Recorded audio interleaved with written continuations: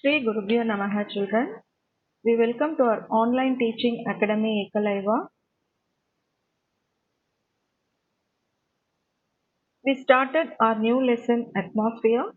In that we discussed about the definition of the atmosphere and the various layers of atmosphere we discussed and some factors which affect weather and climate we discussed.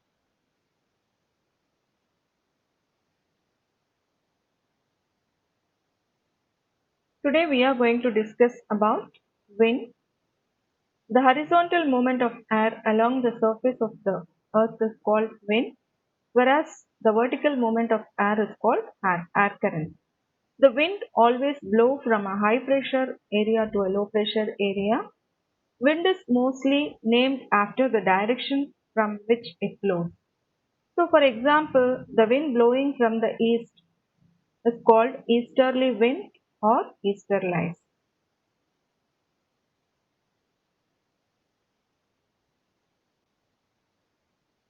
In this picture, you can see anemometer. It is used to measure the speed of the wind. And in this picture, you can see a wind vane, which is used to measure the direction of the wind. The unit of measurement is kilometer per hour or knots.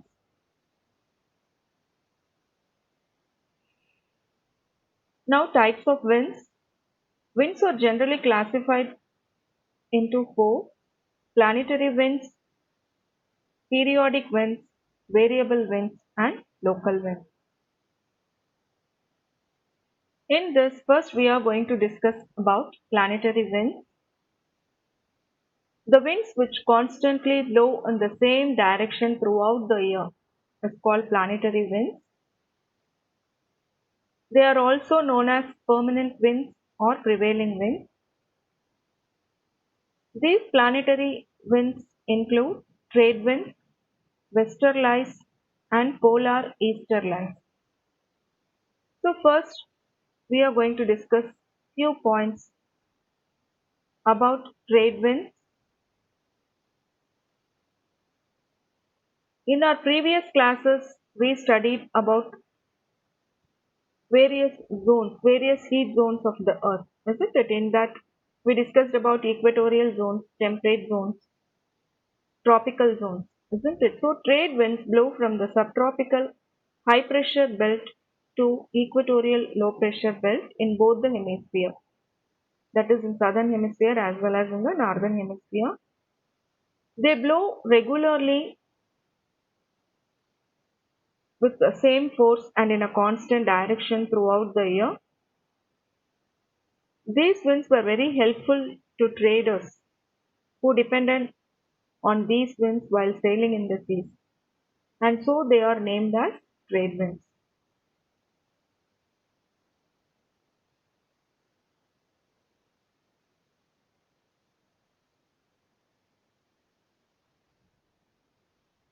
Westerlies or the permanent winds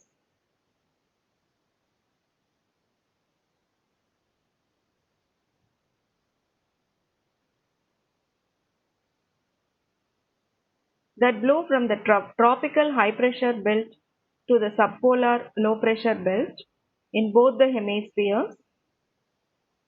They blow from southwest to northeast in the northern hemisphere and northwest to southeast in the southern hemisphere.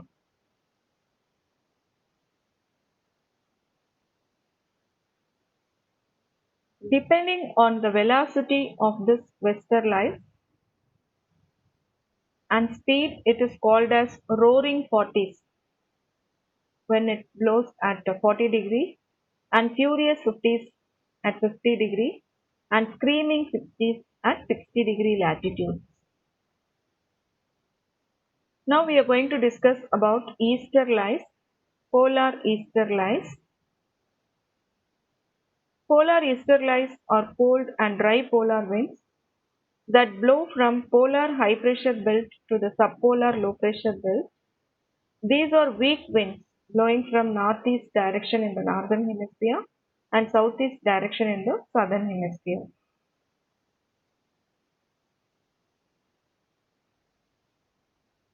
Next, we are going to discuss about variable wind. So, in this cyclones, the term cyclone, it is a Greek word meaning coil of snake. Cyclones are centers of low pressure, where winds from the surrounding high pressure area converge towards the center in a spiral form. You can see in this diagram also. So cyclones can be classified into tropical cyclones, temperate cyclones,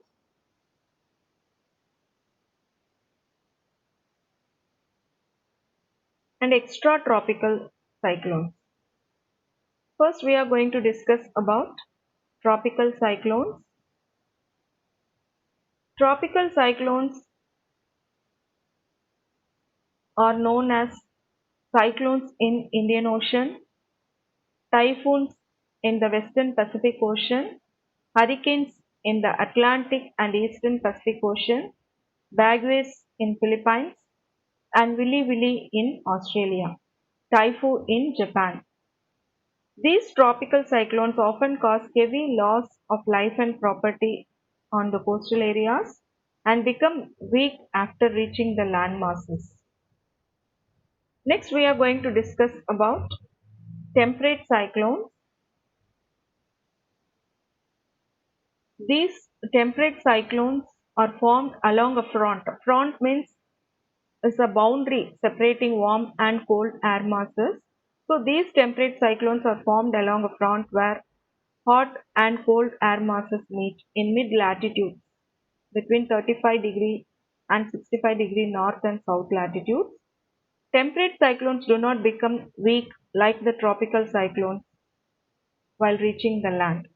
Temperate cyclone commonly occurs over the regions like North Atlantic Ocean, Northwest Europe, and Mediterranean basin. Now we are going to discuss about extratropical cyclones. Extratropical cyclones occurs in the latitude between 30 and 60 latitudes in both the hemispheres. They are also called as mid-latitude cyclones.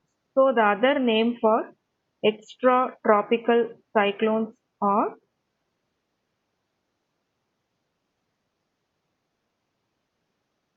mid-latitude cyclones.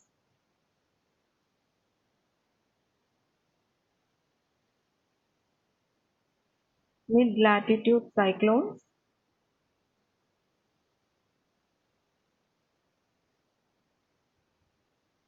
They collect energy from the temperature differences which are found in higher latitudes.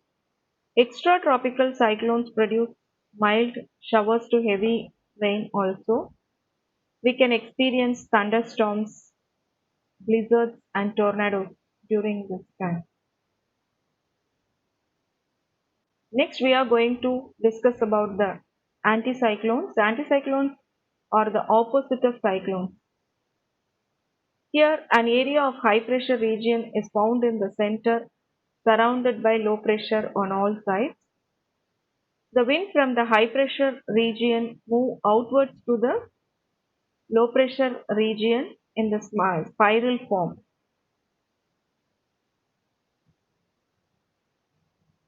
Anticyclones are often accompanied by cold and heat waves.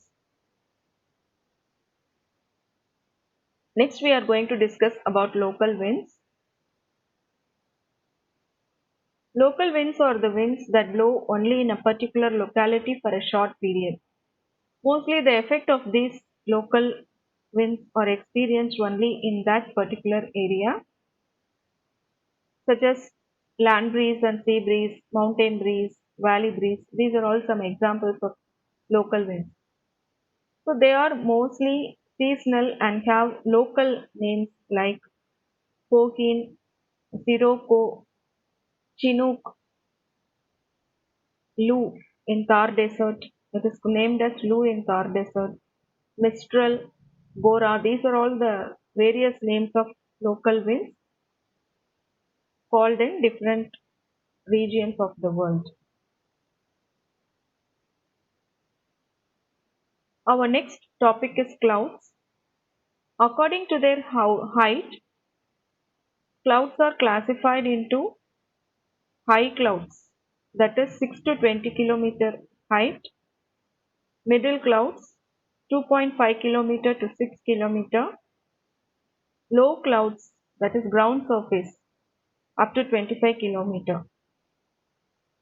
So these major types of clouds are further divided into different types on the basis of shape and structure.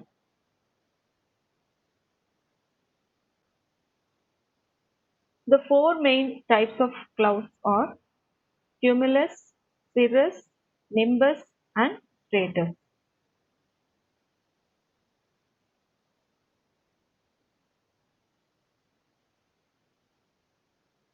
First, cirrus. It is in the form of white silky filaments you can see in this picture also formed at the high sky 8,000 meters to 12,000 meters. These types of clouds are called cirrus clouds. These clouds have ice crystals and are dry and do not give rainfall. If we go to cumulus, it is white patched sheet or layer like clouds composed of ice crystals. If we go to stratus, it is smooth, milky, transparent, whitish clouds composed of tiny ice crystals.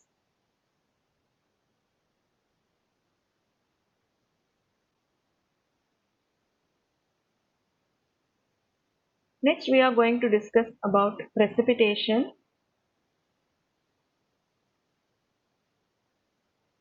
Falling down of condensed water vapor in different forms is called precipitation. In our previous classes, we have discussed about the water cycle, how clouds are formed, how we get rainfall, water cycle, and all we discussed, isn't it? So, factors which influence the precipitation are temperature, altitude, cloud type, atmospheric conditions, and precipitation process. These are all the various factors which influence precipitation. So, in while discussing the factors which influence the weather and climate itself, we discussed about all these things temperature, altitude, cloud cover, and all, isn't it? So, the main forms of precipitation are drizzle, rain, sleet, snow, and hail. So, these are all the various forms of precipitation. About these also we discussed in detail in our previous chapter, isn't it? Now we are going to discuss about rainfall. Rainfall, it is the most important and predominant type of precipitation. So moisture laden air masses rises upwards and form clouds and bring rainfall. So we discussed about condensation, evaporation, and all in detail, isn't it? So you know about water cycle. So how the clouds formed and how we receive rainfall and all. So based on the mechanisms of raising the air, there are three types of rainfall: convectional rainfall, frontal or cyclonic rainfall, and orographic rainfall. Now first we are going to discuss about convectional rainfall. When Earth's surface is heated through the solar radiation. So when the Earth gets heated because of the sun's rays, the air near the Earth's surface it rises and it expands. So this heating results in the formation of air currents. Thus these ascending moist air cools, condenses and results in convectional rainfall. Next, we are going to discuss about cyclonic rainfall. This we used to experience in rainy season, isn't it? When warm and cold air masses converge, condensation and precipitation takes place on the boundary between warm and cold air masses. that is also known as frontal rainfall, because already we discussed the line where cold air and warm air masses meet, it is called as front. So this cyclonic rainfall, it is also known as frontal rainfall. Next, we are going to discuss about the orographic rainfall. So when the air is forced to rise against a mountain, the mountain barriers across the direction of airflow. It strikes against it and we receive rainfall. So such type of rainfall is known as orographic rainfall. So in this picture also you can see the side of the mountain which receives rainfall is known as windward side. So here the cool air strikes against the mountain and here rainfall occurs. So this type of rainfall is called orographic rainfall and this side is called windward side.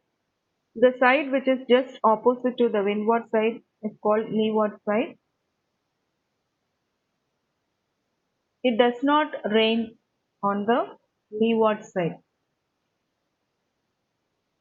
because only as the air strikes against this mountain, the moisture laden air pours down as rainfall in the windward side, whereas leeward side we can't experience rainfall. This type of rainfall is called as orographic rainfall. At last, we are going to discuss about humidity.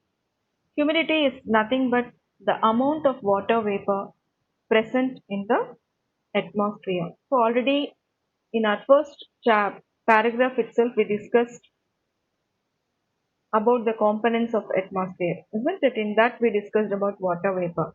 So the amount of water vapor present in the atmosphere is referred to as humidity. Okay, children, today we discussed about precipitation, various types of winds, rainfall, and all. So we are completing our lesson atmosphere today. Thank you, children.